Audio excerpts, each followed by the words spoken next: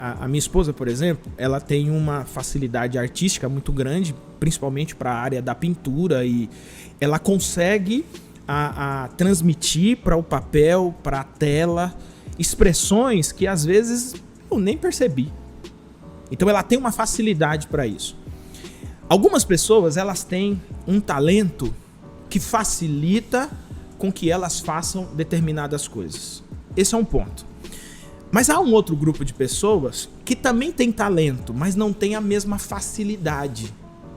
Essas pessoas precisam se aplicar mais, elas precisam ter mais concentração, precisam ser mais metódicas. Sim. Você tá entendendo? Então, assim, às vezes, você tem pessoas extremamente habilidosas que batem no teto. Então, assim, ele é extremamente habilidoso, mas ele já foi no extremo, ele não passa daquilo ali, né? A gente pode, para ilustrar isso, pensar num corredor. Uma pessoa que corre. Ela corre, chega uma hora que eles chamam isso de platô. Ela bate num platô. O que é o platô? Ele não consegue mais ter um desenvolvimento maior. Aí o que ele precisa fazer? Aí ele vai, contrata um treinador só para fazer ele romper o platô, né? Então, assim, ele é um excelente corredor, mas ele tem um limite.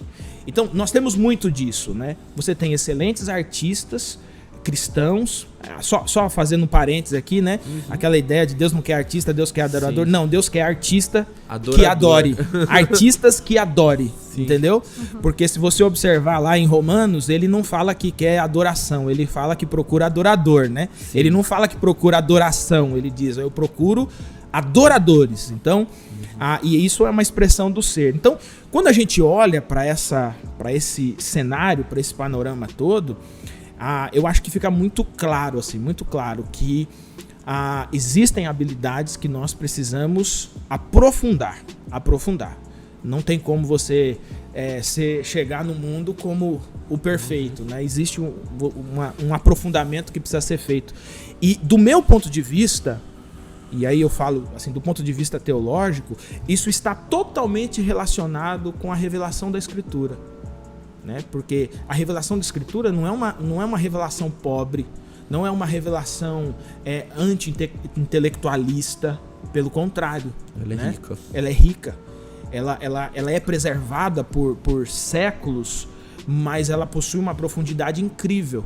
Né? Então essa ideia de que só porque é para Deus pode fazer de qualquer jeito, ela não é uma ideia bíblica. Né? Então eu acho que por isso que eu disse, né? Tem muita gente que só é metida, mas não é artista. Né? E é ruim porque às vezes essa postura de metido, né? Cria, né, um estereótipo do que é o artista. E aí o verdadeiro artista, aquele que realmente tem um conteúdo para mostrar, aquele que realmente tem profundidade, ele fica ali, não, eu não vou falar porque esse negócio de ser artista não é legal, entendeu? Então, assim, você sabe que eu cresci com um bloqueio muito grande sobre isso dentro da igreja.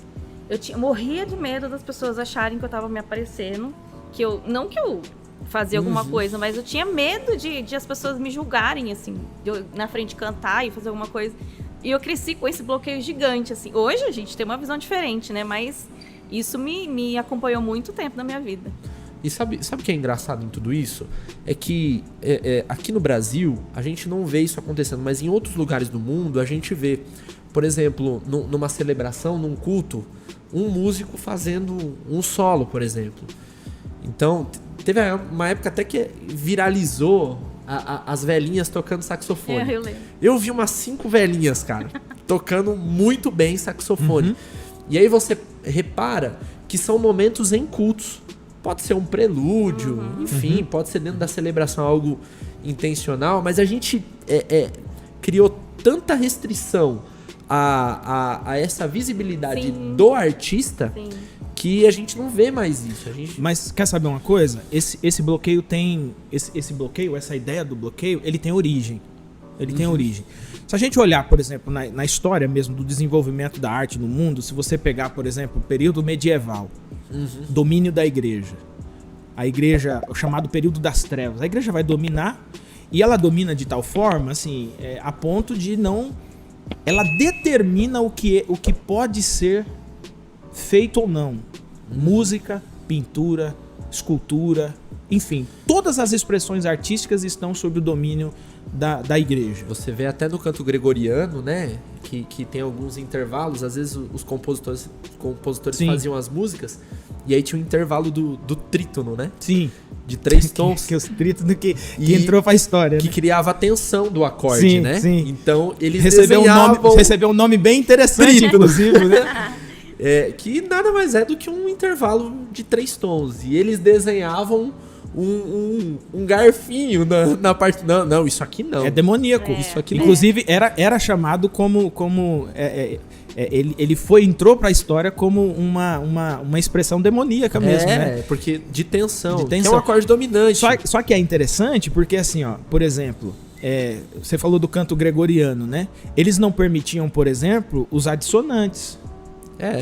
Qualquer dominante, qualquer tensão. O cuidado com os intervalos, não. Precisa ser Consonante, uníssono, né? Como é que é quando uníssono. você tem uma... É Uníssono, uníssono, tem um outro nome. Quando você tinha... Oniton... Uma palavra bonita, eu treinei ela, mas não saiu. O que eu lembro é só uníssono mesmo. Eu falei, que é eu quando vou você tem uma voz. falar essa palavra, o pessoal vai falar assim, uau, a palavra não saiu, esqueci. Esse Vamos manja. ouvir um trítono? Toca aí um trítono pra turma saber do que a gente tá falando. Toca a nota Si, a corda Si, solta. Vai no agudinho pra irritar mesmo o pessoal. A nota Si e a nota Fá, por exemplo. Fá natural, lá embaixo. Lá embaixo, né? Isso é o trítono, gente. Isso aí na Idade Soa Média, esquisito, né? no século 9, 10, Não, isso era o demônio.